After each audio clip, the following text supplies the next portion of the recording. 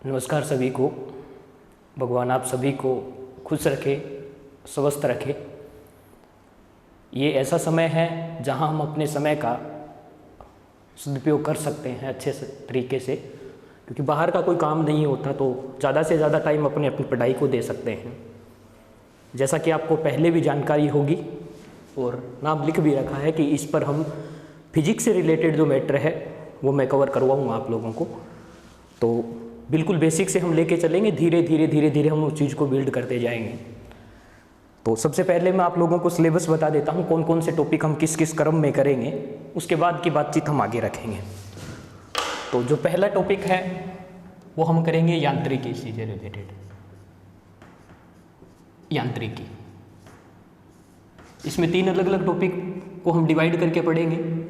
पहला पार्ट इसमें पढ़ेंगे गति, दूसरा इसमें पढ़ लेंगे कार्य और बल, और तीसरे पार्ट में हम इसमें पढ़ेंगे ऊर्जा और शक्ति का जो भी पार्ट वगैरह होता है। तो पहला जो चैप्टर है हमारा थोड़ा लंबा रहेगा, 3-4 पार्ट इसमें डिवाइड करके धीरे धीरे हम इसमें पढ़ेंगे।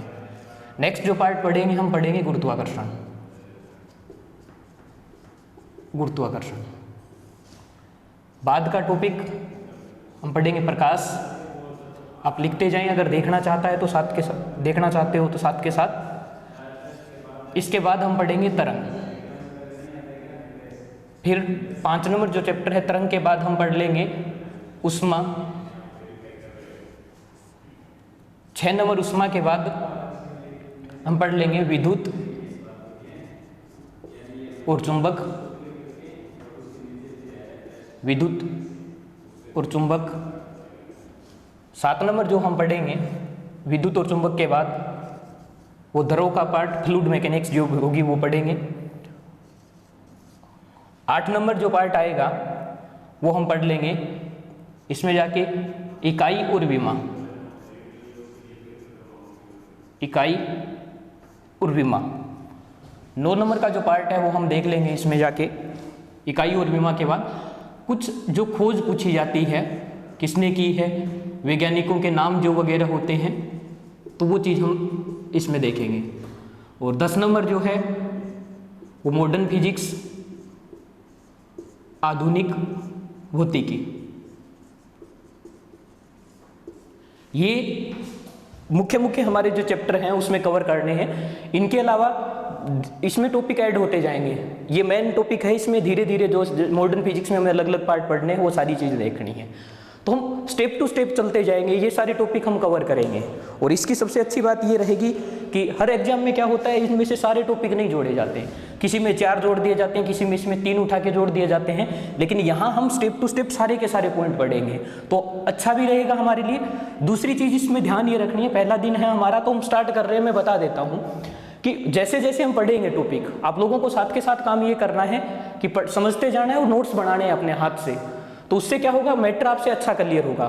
दूसरी बात, डेली पढ़ना है इसमें।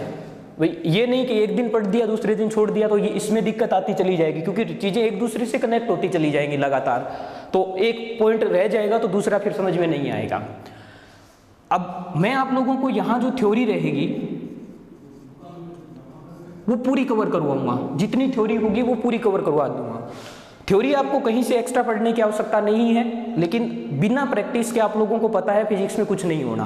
तो प्रैक्टिस आप लोगों को आपके बेस पे करनी पड़ेगी। क्वेश्चन हम प्रोवाइड करवाते जाएंगे आप लोगों को जैसे जैसे टॉपिक खत्म होते जाएंगे।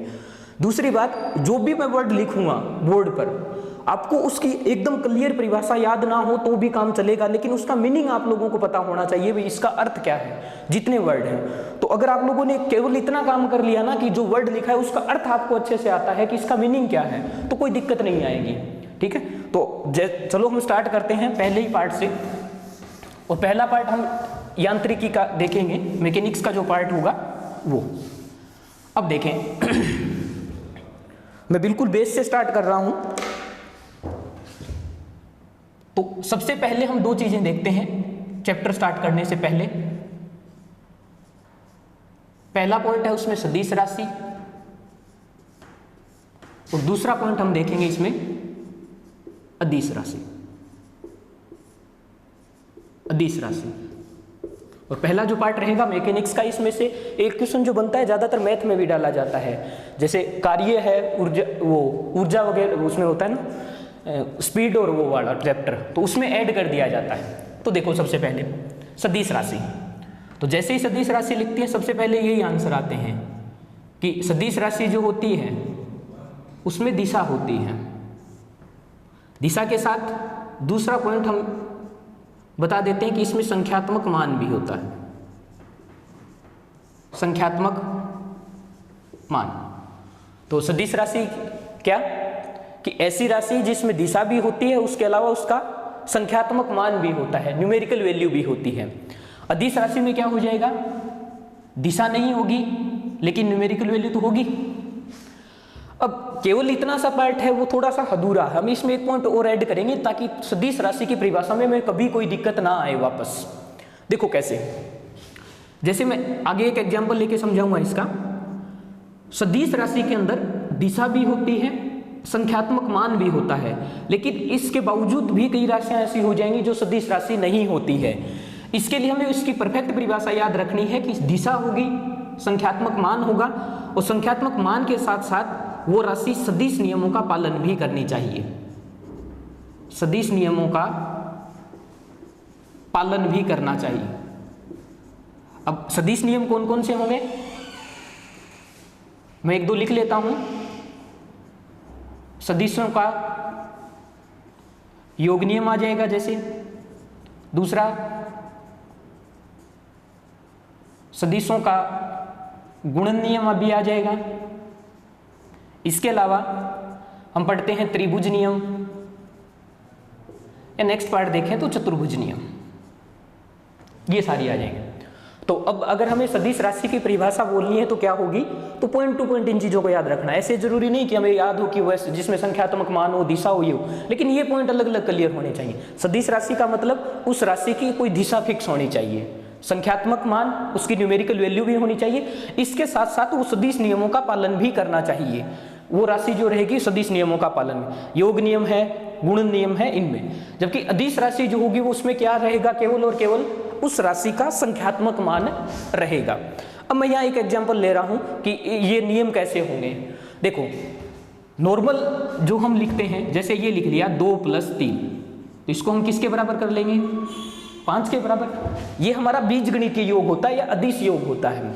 मान लो इसी सेम चीज को मैं ये लिखना चाहता हूँ 2i + 3j, तो हम इसको बराबर में 5 के या कुछ नहीं लिखेंगे, ये सेम इसी प्रकार डिनोट किया जाएगा, 2i + 3j के रूप में आएगा।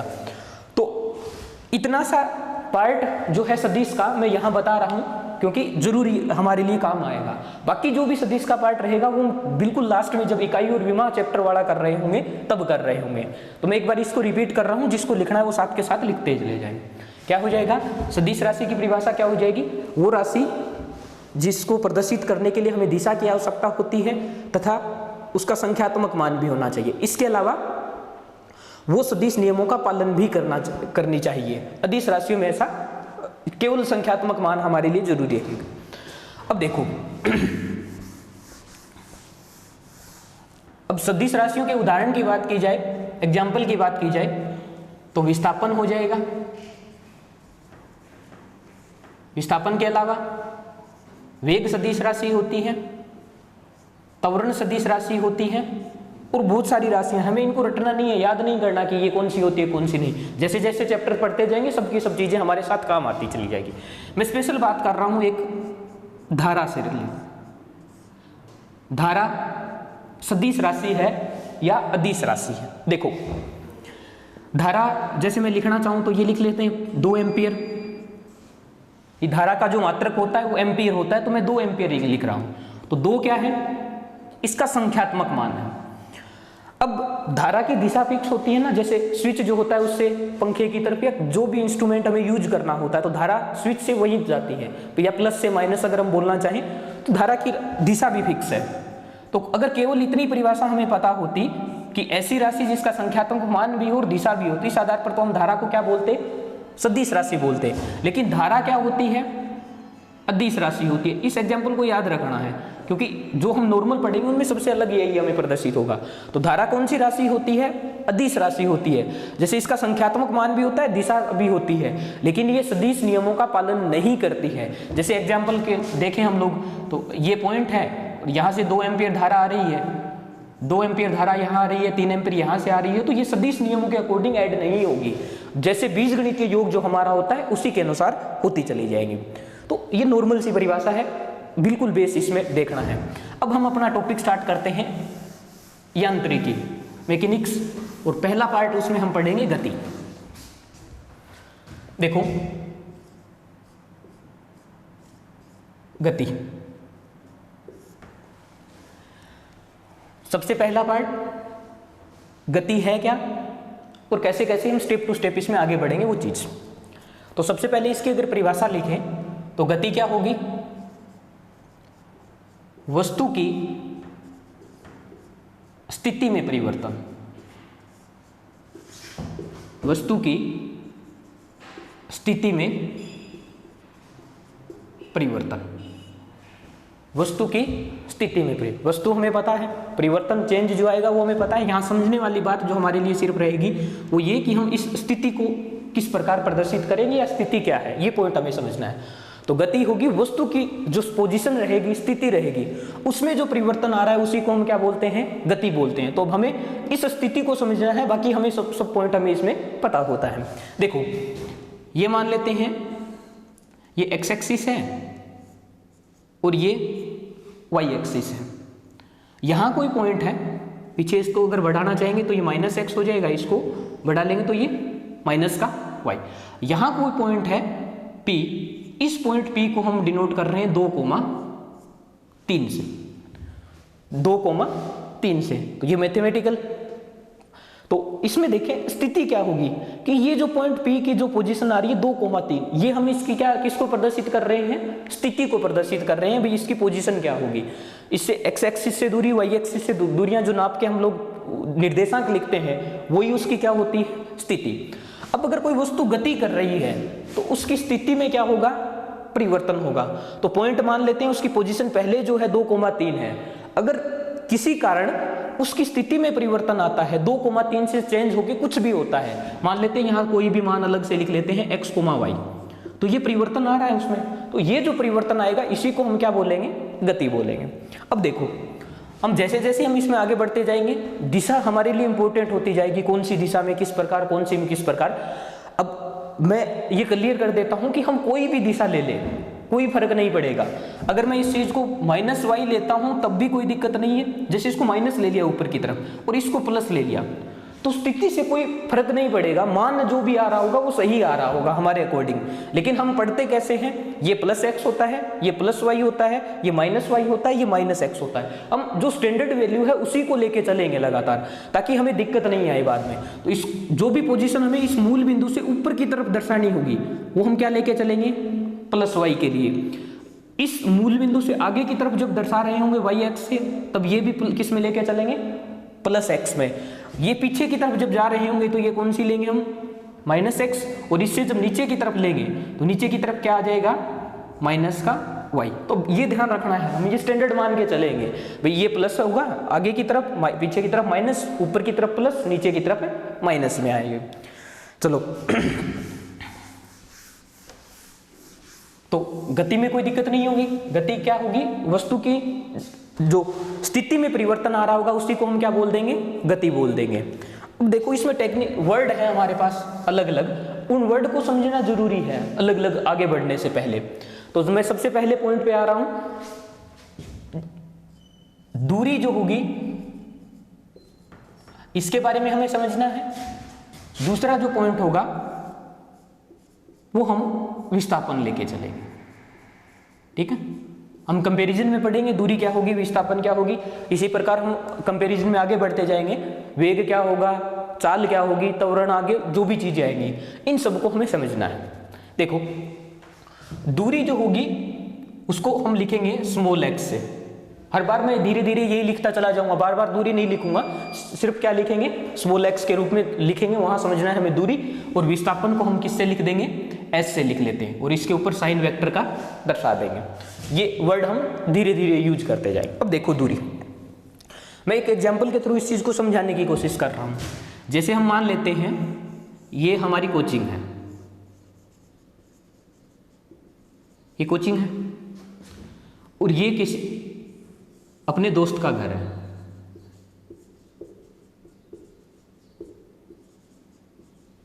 ये कोचिंग है अपनी, ये दोस्त का घर है। हमें कोचिंग से दोस्त के घर जाना है। मैं ये मान लेता हूं कि यहां से चले हम दोस्त के घर जा रहे हैं, तो ये जो डिस्टेंस है हमारी वो 10 किलोमीटर मान लेते हैं। चलो 10 किलोमीटर है। तो यहां से हम क्या करेंगे, अपने दोस्त के घर जाएंगे।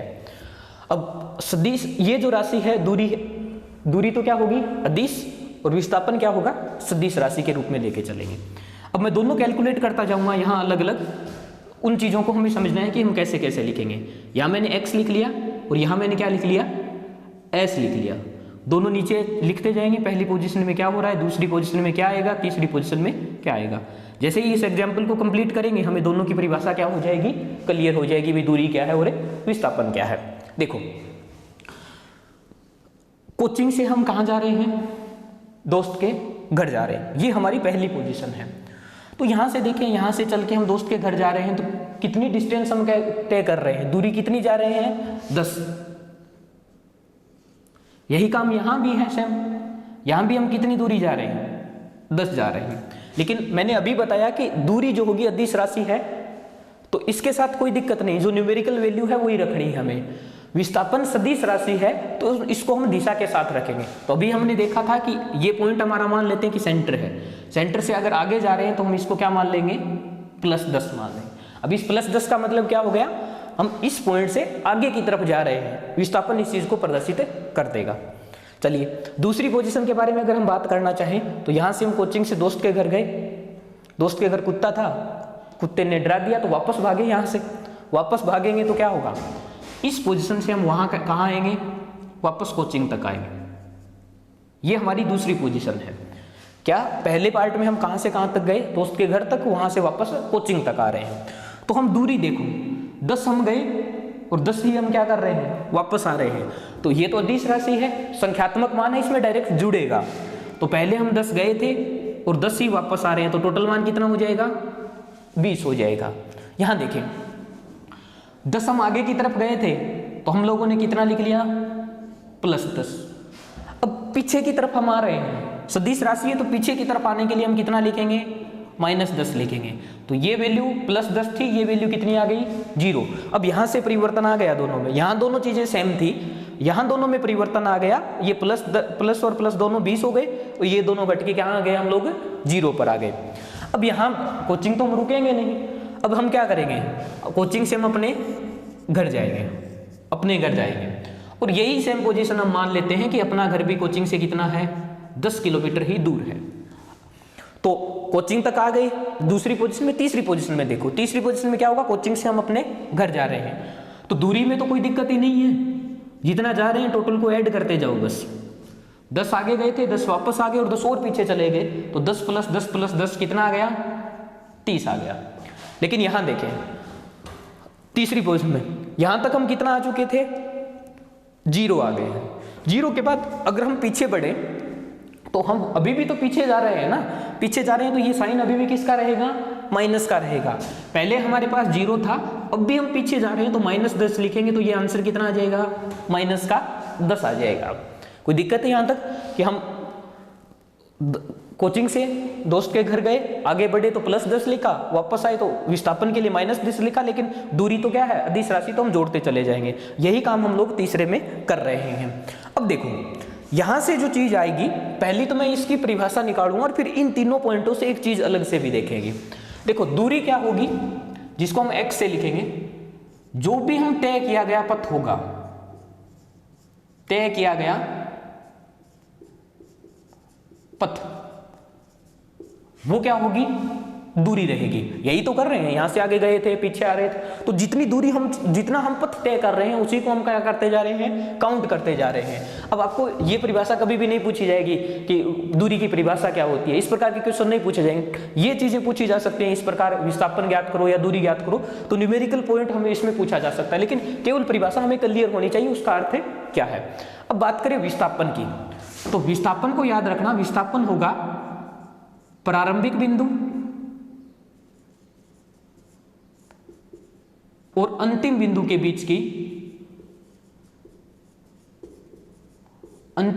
बीच की सीधी दूरी, बीच सीधी दूरी हो गया। तो दूरी तय किया गया, जो टोटल पथ होगा वो क्या होगा, दूरी, और विस्थापन जो होगा वो होगा प्रारंभिक और अंतिम बिंदु के बीच की सीधी दूरी। जैसे यहां देखें, पहला जो हमारा पॉइंट था ये भी सीधी दूरी है, सीधी दूरी है, तो यही विस्थापन रहेगा, यही क्या रहेगी, दूरी रहेगी। लेकिन डायरेक्शन के अकॉर्डिंग इसमें क्या आता चला गया, प्लस और माइनस आता चला गया। मान लो कोई ऐसे जा रहा है, पहले ऊपर गया, फिर यहां घूम के यहां ऐसे गया, तो जो दूरी होगी वो तो क्या होगी कि ये व्यक्ति जो ये चल रहा है, ये कितनी दूरी चल रहा है, जिसमें अलग ये जो टोटल मान चल रहा होगा ना, ये कितना पथ ये तय करेगा, ये तो क्या रहेगी, दूरी रहेगी। और विस्थापन क्या होगा, इस पॉइंट से इस पॉइंट के बीच की जो सीधी दूरी रहेगी, यही क्या रहेगी, विस्थापन रहेगा। और विस्थापन जो होता है वो क्या होता है, न्यूनतम पथ होता है, न्यूनतम पथ होगा।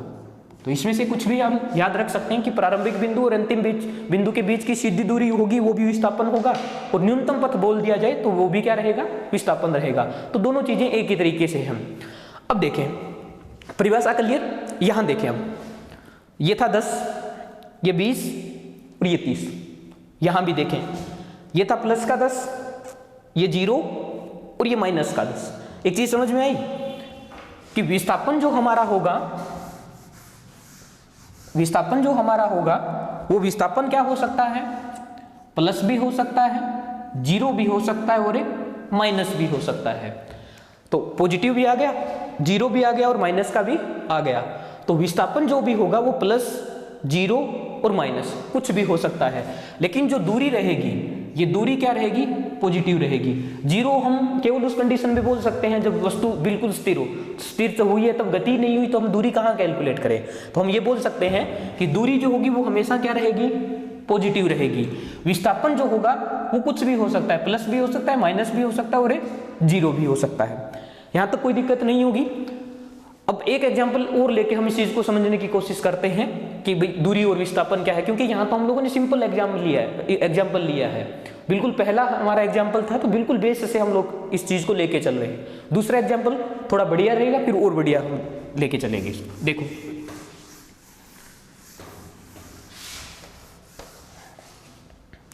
दूसरा एग्जाम्पल ले लिया, मान लेते हैं, चलो ये हमारी कोचिंग है, वापस वही एग्जाम्पल को आगे बढ़ा रहे हैं। ये कोचिंग है, इससे आगे से हम ले लेते हैं 10 किलोमीटर है। ये अपना घर था जो हम लोग मान लेते, यही 10 किलोमीटर ऊपर की तरफ है, और वो वापस दोस्त का घर लेते हैं, तो ये दोस्त का घर क्या है, सेम 10 किलोमीटर नीचे की तरफ। ये बी है और ये डिस्टेंस क्या है, वापस 10 है। तो यहाँ से हम कोचिंग से दोस्त के घर की दूरी और विस्थापन कैलकुलेट करेंगे, और अपने घर के लिए ए और बी दोनों के लिए हम कैलकुलेट कर रहे होंगे। मैंने अलग अलग ले लिया। अब देखो, पहले मैं यहाँ बात करूँगा ए और यहाँ बात करूँगा मैं बी के लिए अलग अलग। ये चलो यहाँ लिख लेते हैं। अब देखो एक्स, अब समझ में आना स्टार्ट हो गया होगा। एक्स हम किसको लिख रहे हैं, दूरी को लिख रहे हैं। यहाँ भी लिख लेंगे एक्स ए से, ये एक्स बी हो जाएगा और ये एक्स ए हो जाएगा। यहाँ विस्थापन कैलकुलेट करेंगे तो इसको एस ए से लिखेंगे और इसको एस बी से लिखेंगे। देखो दूरी क्या होगी, टोटल तय पथ, तो यहाँ से यहाँ तक जाएंगे तो कितना आ जाएंगे 10, और यहाँ से यहाँ तक 10, तो यहाँ तो प्लस माइनस कुछ है ही नहीं, टोटल जोड़ना है दूरी के अंदर, कुछ नहीं जोड़। 10 ये कितना हो गया, टोटल 20 हो गया। दूरी बी के लिए और ज्ञात कर लेते हैं, तो 10 ये है और 10 ये है, वापस क्या हो गया 10 और 10 20, तो यहाँ भी आ जाएगा मान 20 आ जाएगा। अब देखो यहां से ये मान 10, ये मान भी 10। अगर इस चीज को लिखना चाहें हम लोग, वेक्टर जब पढ़ेंगे तब वेक्टर के फॉर्म में लिखेंगे कि ये आई कैप होगा, ये जे कैप होगा, उस फॉर्म में लिख सकते हैं। लेकिन मैं अब यहाँ सिंपल लेके चल रहा हूँ कि जो दोनों पॉइंटों के बीच की सीधी दूरी होगी वो क्या कहलाएगी, विस्थापन क्या कहलाएगा। यहाँ से तो दोनों के बीच की सीधी दूरी तो ये रहेगी। भाई हम ऐसे जा तो नहीं सकते ना, यहाँ घर वगैरह होंगे बीच में कुछ, तो कूद के तो जाएंगे नहीं, यहाँ से इसे ऐसे ये मान रखेंगे। लेकिन विस्थापन जो होगा वो क्या रहेगा, ये सीधी दूरी रहेगी। तो ये 10, ये 10, ये कोण 90 डिग्री, तो ये मान कितना आ जाएगा, 10√2 आ जाएगा। तो यहाँ मैं लिख रहा हूँ ये मान आ जाएगा 10√2 और ये भी आ जाएगा 10√2। दोनों सेम है ना संख्या में, ऊपर भी 10 है नीचे भी 10 है, तो बिल्कुल सिमिलरिटी से सेम आएगा। लेकिन अभी हम सीखे थे कि विस्थापन जो होता है वो क्या होता है, सदिश राशि होती है। तो सदिश के साथ हमने केवल मान तो लिख दिया, लेकिन इसकी हमें क्या लिखनी पड़ेगी, दिशा भी लिखनी पड़ेगी। तो दिशा अगर हम ऊपर की तरफ इसको नॉर्थ मान लेते हैं, तो ये आगे की तरफ ईस्ट, ये साउथ में आ जाएगा। तो ये कहाँ जा रहे हैं हम लोग, ईस्ट और नॉर्थ। तो इसको लिख लेंगे NE से, इसको हम लिख लेंगे क्योंकि ये नीचे की तरफ आ रहे हैं, ये आ जाएगा। हम इसको ऐसे भी प्रदर्शित कर सकते हैं, इस एरो से भी। आप यहाँ से ना लिखना चाहो तो ऐसे भी लिख सकते हो, जैसे सेम है उसी प्रकार हम प्रदर्शित कर लेंगे इसको। ये सिर्फ समझना है हमें कि इसकी डायरेक्शन किस प्रकार आएगी और कुछ नहीं, बस आप चाहो तो किसी और तरीके से भी इस चीज़ को प्रदर्शित कर सकते हो। अब देखो सबसे इंपॉर्टेंट बात इसमें जो आएगी वो ये कि अगर मैं यहाँ से ये लिखना चाहूँ दोनों चीज़ों में, XA और XB ये दोनों क्या है, बराबर है। XA और XB दोनों क्या है, बराबर है। XA का मतलब इस A की दूरी और XB इस B की दूरी, दोनों दूरियां क्या है, बराबर है। अगर मैं ये लिख दूं SA और SB, एक बार मैंने चलो लिख लिया कि ये दोनों क्या है, बराबर है। 10√2 दोनों मान में तो बराबर हैं, लेकिन यहां देखें ये दिशा अलग है, ये दिशा अलग है। इसका मतलब इन दोनों का जो विस्थापन है वो दोनों का विस्थापन क्या नहीं है, बराबर नहीं है। अब क्वेश्चन जो हमें एग्जाम में मिलेगा ना वो इस प्रकार कुछ मिलेगा, ऐसे कुछ दे देगा और फिर कथन दे देगा कि बताओ कौन सा कथन इसमें से सत्य है, कौन सा असत्य है। तो वहां लिख देगा दोनों के लिए दूरियां बराबर हैं, दोनों के लिए विस्थापन बराबर है। तो अगर जब तक हमें ये चीजें क्लियर नहीं होगी हम आसानी से इस चीज को सोल्व नहीं कर पाएंगे। तो विस्थापन और दूरी क्लियर हो गया होगा। चलो एक एग्जाम्पल और लेते हैं हम लोग, बिल्कुल पूरी तरीके से हम क्लियर करके चलेंगे, कोई जल्दबाजी हमें नहीं है इस चीज में। देखें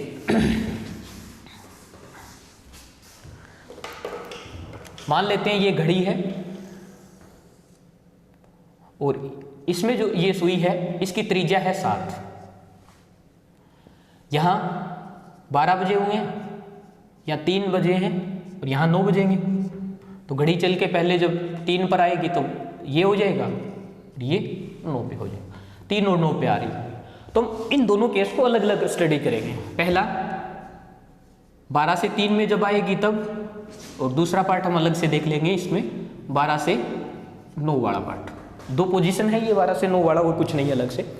तो हम ये देखना चाहेंगे कि इनमें दूरी क्या होगी, विस्थापन क्या होगा, दोनों अलग अलग तरीके से, क्या दोनों में सेम रहते हैं या दोनों में अलग अलग रहते हैं। देखो अगर दूरी हम कैलकुलेट करना चाहें दोनों में, तो मैं इसको पोजीशन A ही मान लेता हूँ वापस, और इस पोजीशन को वापस क्या मान लेता हूँ, B मान लेता हूँ। तो XA लिखेंगे इसका मतलब A के लिए दूरी, XB लिखेंगे इसका मतलब B के लिए दूरी। हम XA का मान निकालना चाहेंगे तो ये देखें तो पथ यही होगा ना, यही क्या रहेगा, इसका पथ रहेगा। तो ये पथ क्या आ जाएगा, दूरी का मान आ जाएगा। इसको अगर हमें निकालना है तो ये तो वृत्त की परिधि का क्या है, टोटल पूरी क्या होगी वृत्त की परिधि, और ये कितना होगा, चौथाई भाग रहेगा। तो वृत्त की परिधि निकाल लेंगे और उसमें 1/4 से हम क्या कर लेंगे, गुणा कर लेंगे। तो वृत्त की परिधि कितनी हो जाएगी, 2πr, और हमें केवल कितना भाग चाहिए, इतना 1/4, तो 1/4 से गुणा हो जाएगा हमारे पास। मान रख लेंगे सारे, 2 22/7 और त्रिज्या 7 ले ली है पहले से ही, और ये 1/4, तो 7 से 7 कट जाएगा, 2 कटेगा और इससे कितना आ जाएगा, तो इसका मान कितना आ जाएगा हमारे पास, 11 आ जाएगा। अब सेंटीमीटर मीटर वगैरह जो यूनिट इसकी होगी उसके अकॉर्डिंग ही आता चला जाएगा। अब यहीं से हम लोग अगर विस्थापन कैलकुलेट करना चाहें तो विस्थापन देखो, विस्थापन तो ये तो नहीं होगा तय किया गया पथ, विस्थापन क्या होगा, इन दोनों पॉइंटों के बीच की सीधी दूरी जो रहेगी वही क्या रहेगा, विस्थापन। तो ये 7 है, ये 7 है, ये कोण कितना बनेगा 90 डिग्री। तो ये सीधी दूरी कितनी आ जाएगी, पाइथागोरस प्रमेय से 7√2।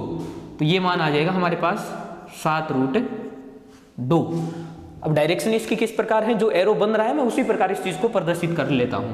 अब नॉर्थ ईस्ट वगैरह लिख सकते हैं, कुछ भी लिख सकते हैं, उसमें कोई दिक्कत नहीं। ये 12 से 3 जो हमारा पहला पार्ट था ए, वो हमने कैलकुलेट कर लिया। अब हम दूसरे पार्ट पे आते हैं। दूसरे पार्ट पे आएंगे तो अब देखो 12 से 9 पर पहुंचना है तो टोटल तय किया गया पथ, तो ये और बढ़ जाएगा इतना। तो अगर पूरा 4 पार्ट है तो कितना कवर हमने कर लिया है, 3/4 भाग हम लोगों ने कवर कर लिया है। तो यहाँ जो दूरी का जो मान आएगा वो कितना आ जाएगा, 2πr × 3/4 के बराबर हो जाएगा। तो वही बात वापस हम इसको कैलकुलेट करेंगे तो इतना मान तो हमें पता ही है, डायरेक्ट दिन ही से तो गुणा कर रहे हैं। तो इसको जब हम गुणा भाग करेंगे तो इसका आंसर आ रहा होगा 33। तो यहाँ दूरी थी 11, यहाँ दूरी कितनी होगी 33। अभी तक जब हम कैलकुलेट कर रहे थे तो दूरियां बराबर लेके चल रहे थे, यहाँ दूरी भी हमारे पास क्या आ गई है, अलग आ गई है। दूसरा, अगर विस्थापन निकालना चाहें हम लोग बी पॉइंट के लिए, तो देखो 9 पर है तो 12 और 9 के बीच की ये सीधी दूरी जो होगी ये क्या होगा, विस्थापन होगा। तो इन दोनों पॉइंटों के बीच की ये सीधी दूरी विस्थापन होगा। तो ये तो त्रिज्या है, ये 7 होगी, तो ये भी कितनी होगी 7 होगी। ये मान कितना आ जाएगा 7√2 के बराबर आ जाएगा वापस। तो ये वैल्यू हो जाएगी 7√2 और डायरेक्शन जो है उसी प्रकार मैंने प्रदर्शित कर दी जैसे यहाँ है हमारे पास, वैसे की वैसे। अब वापस वही चीज है, यहाँ ये आ रही है 11, 33, ये 7√2, ये डायरेक्शन 7√2 और ये डायरेक्शन, क्योंकि दोनों में डायरेक्शन सेम नहीं है इसलिए एस ए और एस बी दोनों का मान क्या नहीं होगा, समान नहीं होगा। तो ये हमने एक अलग एग्जांपल ले लिया। अब मेरे हिसाब से शायद क्लियर होगी दूरी और विस्थापन क्या क्या होगा। 3 अलग अलग हम लोगों ने एग्जांपल लेके इस चीज को बेसिक से समझा है। अब डायरेक्ट इसमें जो ध्यान रखनी है वो बातें ये कि टोटल तय किया गया पथ होगा वो तो क्या होगा, दूरी और प्रारंभिक बिंदु और अंतिम बिंदु के बीच की जो सीधी दूरी होगी वो क्या रहेगा, विस्थापन रहेगा। या हम न्यूनतम दूरी भी बोल सकते हैं, परपेंडिकुलर जो डिस्टेंस आएगी उसके अकॉर्डिंग आ जाएगा। और ये हमने एग्जांपल के थ्रू इन चीजों को समझ लिया। अब क्लियर है। और दूसरे पॉइंट ये भी ध्यान रखेंगे कि जो विस्थापन होगा वो पॉजिटिव भी हो सकता है, नेगेटिव भी हो सकता है और 0 भी हो सकता है, लेकिन दूरी क्या रहेगी, पॉजिटिव रहेगी। केवल उस कंडीशन में 0 आ रही होगी जब वस्तु गति नहीं कर रही होगी 0, तो हम गति नहीं करेगी तो उसमें जरूरत हमें नहीं पड़ेगी। बाकी हम बोल सकते हैं कि दूरी हमेशा क्या रहेगी, पॉजिटिव रहेगी। चलो तो 2 पॉइंट हमारे क्लियर किए हैं हम लोगों ने यहां तक। दूरी क्या है, दूसरा पॉइंट है हमारा विस्थापन क्या, विस्थापन क्या। अब तीसरे पॉइंट पर हम आते हैं। तीसरे पॉइंट के बारे में अगर बात करें तो हम लिखेंगे चाल, और चौथे पॉइंट के बारे में बात करेंगे वेग से रिलेटेड। तो देखो इनको मतलब बिल्कुल क्लियर तरीके से समझना है। यहां कोई दिक्कत हुई तो आगे पूरे चैप्टर में दिक्कत होती चली जाएगी। यहां हम बेसिक से बिल्कुल इतने एग्जाम्पल लेके हमने समझे हैं, अलग से कुछ बनेगा ही नहीं। इस पे जितनी वैरायटी है वो हम कवर कर रहे हैं, लेकिन समझना जरूर है इन चीजों को कि ये क्या है ये क्या है। अब यहाँ वही चीज चाल जो होगी हम उसको नॉर्मल लिखेंगे v से, वेग जो होगा उसको लिखेंगे v और उसके ऊपर एरो का साइन लिखा देंगे, सदिश राशि जो होगी वो लगा देंगे। तो इन दोनों में डिफरेंस हो जाएगा। डायरेक्ट v लिखा इसका मतलब चाल, और ये क्या आ जाएगा। अब देखिए मैं इसकी परिभाषा लिख देता हूं। चाल जो होगा वो क्या होगा, चलो परिभाषा लिखने की बजाय मैं डायरेक्ट समझाना आ रहा हूं इसको। चाल बराबर हम जानते हैं क्या होता है, चाल बराबर दूरी बटे समय। तो परिभाषा के रूप में हम कुछ भी बोल सकते हैं इसको। इकाई समय में तय की गई दूरी क्या कहलाएगी, चाल। या हम बोल देंगे दूरी में परिवर्तन की दर समय के सापेक्ष जो भी आएगी वो क्या कहला जाएगी, चाल कहलाएगी। वेग जो होगा वो क्या होगा, वेग बराबर हो जाएगा विस्थापन बटे समय। सेम चीजें आ जाएंगी दोनों। अब देखो यहां आ रही है दूरी और यहां आ रहा है विस्थापन, तो दोनों में डिफरेंस बिल्कुल वही हो जाएगा जो दूरी और विस्थापन में था। तो ये तो हो जाएगी अदिश राशि और ये क्या हो जाएगी, सदिश राशि। वापस वही चीज, चाल प्लस भी रहेगी, जीरो हो सकती है जो वस्तु स्थिर होगी, और वेग क्या हो सकता है, प्लस भी हो सकता है, माइनस में भी हो सकता है और जीरो भी हो सकता है। वो सारी चीजें इसमें अलग अलग आती जाएंगी। अब देखें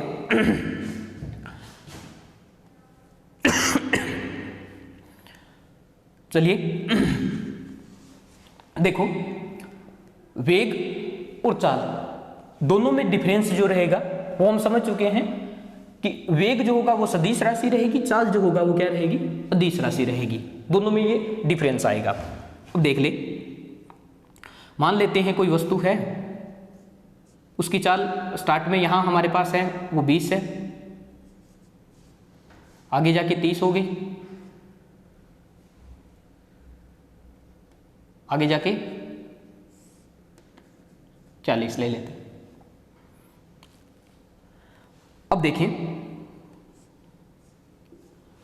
वेग और वेग में परिवर्तन अलग अलग चीजें, चार मैं नाम लिख रहा हूं अलग अलग, इस चीजों को समझ लेते हैं। चलो पहले ये है वेग v, ये v, ये चाल, ये विस्थापन, इसको डेल v से लिख लेते हैं, वेग में परिवर्तन की, ये चाल में परिवर्तन, और ये क्या आ जाएगा, वेग में परिवर्तन। ठीक है, इस चीज का अर्थ समझना है। देखो ये है चाल, एक बार मैं लिख लेता हूं, इसके आगे हम लिखेंगे नहीं इन चीजों को, बस v लिख दिया, इसका मतलब हमें समझना है चाल। अगर चाल जीरो है, v का मान जीरो है, इसका मतलब ये होगा कि वस्तु जो है वो चली नहीं है, स्थिर है। वस्तु जो है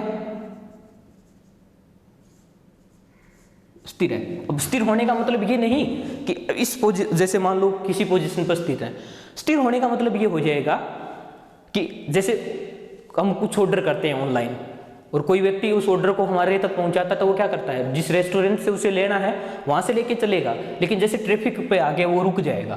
तो ट्रैफिक पर जब आके रुकेगा तो उस पोजीशन पर उसकी चाल क्या होगी, जीरो होगी। इसका मतलब जिस पोजीशन पर हम बात कर रहे होंगे उस पोजीशन पर उसकी जो गति होगी या चाल जो होगी वो क्या रहेगी, जीरो रहेगी। वेग अगर जीरो है तो सेम बात वही रहेगी। वेग अगर जीरो है इसका मतलब जिस पोजीशन के लिए हम बात कर रहे होंगे उस पोजीशन पर वो चल नहीं रहा होगा, बिल्कुल स्थिर अवस्था में रहेगा। अब देखें, अगर डेल v बराबर जीरो है, वेग में परिवर्तन की जो दर है या वेग में जो परिवर्तन है अगर वो जीरो है, वेग में परिवर्तन, चाल में परिवर्तन, यहां चाल में परिवर्तन है, ये चाल और ये वेग आएगा। तो चाल अगर जीरो है, डेल v बराबर जीरो है, चाल में परिवर्तन अगर जीरो है, इसका मतलब वस्तु चली नहीं है। जैसे वो रेस्टोरेंट पे बैठा वेट कर रहा है कि ऑर्डर जो मिलेगा उसको हमें लेके चलना है, तो वो चला नहीं है। पहले यहाँ चाल जीरो थी, इसका मतलब क्या था, वो चल चुका है, लेकिन जिस पोजीशन की हम बात करेंगे उस पोजीशन पर उसकी चाल जीरो है, यही वेग में आ जाएगा। लेकिन डेल v अगर जीरो है इसका मतलब वो चला नहीं है, पहले से स्थिर अवस्था में अभी वेट कर रहा है। लेकिन डेल v बराबर जीरो है, वेग में जो परिवर्तन है वो अगर जीरो है, इसका मतलब क्या हो जाएगा कि वो अपनी स्टार्टिंग पॉइंट पर वापस भी जा सकता है, स्टार्टिंग पॉइंट पर वापस भी जा सकता है। इसको थोड़ा ध्यान रखना, इसीलिए मैंने इन तीनों चीजों को समझाया अलग अलग। देखें, चलो वही एग्जाम्पल हम लेके चल रहे हैं। जैसे डिलीवरी बॉय है, वो लेके चला है, ट्रैफिक सिग्नल पर आके रुक गया, तो उसकी चाल क्या हो गई, जीरो। चाल जीरो हो गई, वहां उस पोजीशन पर उसका वेग भी क्या हो गया, जीरो। चला है, अगर चला है तो उसके डेल v का जो मान होगा वो क्या नहीं होगा, जीरो नहीं होगा। डेल v अगर जीरो है इसका मतलब वो चला ही नहीं है। लेकिन वेग में परिवर्तन जीरो है, ये डेल v अगर जीरो है इसका मतलब क्या है कि वो चला है तो और अपनी पोजीशन पर वापस भी जा सकता है। जैसे यहां से चला था, वो अपनी इस पोजीशन पर आया, यहां हमें दे गया और देने के बाद कहां गया, वापस रेस्टोरेंट पे चला गया। तो अपनी प्रारंभिक स्थिति पर अगर वापस भी लौट जाता है तो उस पोजीशन में भी वेग में परिवर्तन कितना हो जाएगा, जीरो हो जाएगा। और यूनिफॉर्म जो एक समान गति करती हैं उन वस्तुओं के लिए डेल v और u v जो वेग में परिवर्तन होता है वो कितना होता है, जीरो होता है। ये अलग अलग चीजें हैं, तो इन चारों पॉइंटों को हमें ध्यान रखना है। बहुत सारी बार क्या हो जाएगा, इन्हीं पे क्वेश्चन डायरेक्ट पूछ लिया जाता है कि ये इसका मतलब क्या है, इसका मतलब क्या है, इसका मतलब क्या है। तो हमें अलग अलग समझना है। चाल जीरो है इसका मतलब जिस पोजीशन की हम बात कर रहे हैं उस पोजीशन पर रुका हुआ है वो। v 0 है इसका मतलब जिस पोजीशन, वही सेम, लेकिन डेल v 0 है, चाल में परिवर्तन अगर 0 है इसका मतलब वस्तु स्थिर है, गति करनी स्टार्ट ही नहीं किया है।